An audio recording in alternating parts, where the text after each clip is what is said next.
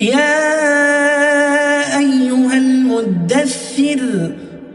قم فأنذر وربك فكبر وثيابك فطهر والرجز فاهجر ولا تمنن تستكثر ولربك فاصبر فإذا نقر في الناقور فذلك يومئذ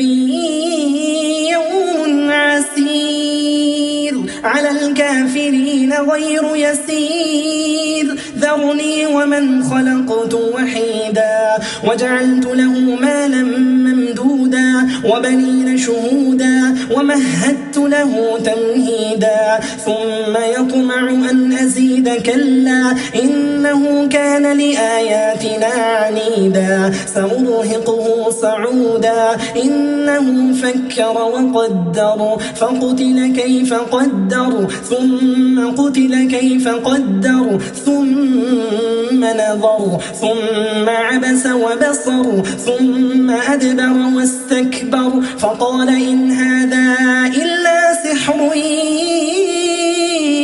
يؤثر إن هذا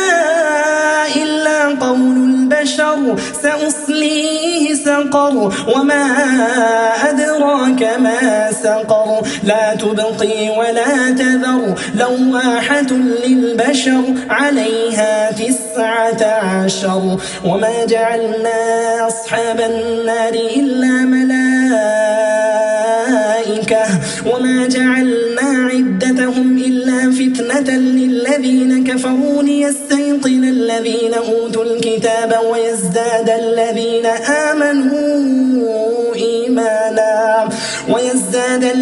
آمنوا إيمانا ولا يرتاب الذين أوتوا الكتاب والمؤمنون وليقول الذين في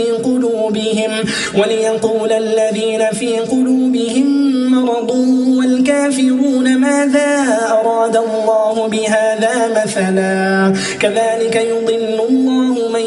يشاء ويهدي من يشاء وما يعلم جنود ربك إلا هو وما هي إلا ذكرى للبشر كلا والقمر والليل إذ أدبر والصبح إذا أسفر إنها لإحدى الكبر نذيرا للبشر لمن شاء منكم من يتقدم أو يتأخر كل نفس بما كسبت رهينة إلا أصحاب اليمين في جنات يتساءلون عن المجرمين ما سلككم في سقر قالوا لم نك من المصلين قالوا لم نك من المصلين ولم نك نطعم المسكين وكنا نخوض مع الخائضين وكنا نكذب بيوم الدين حتى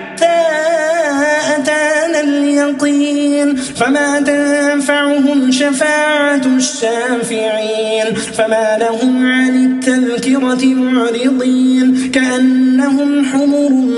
مستنفرة فرت من قسورة بل يريد كل امرئ منهم أن يؤتى صحفا منشرة كلا بل لا يخافون الآخرة كلا إنه تذكرة فمن شاء ذكره وما يذكرون إلا أن يشاء الله هو أهل التقوى وأهل المغفرة الله أكبر سبحان الله.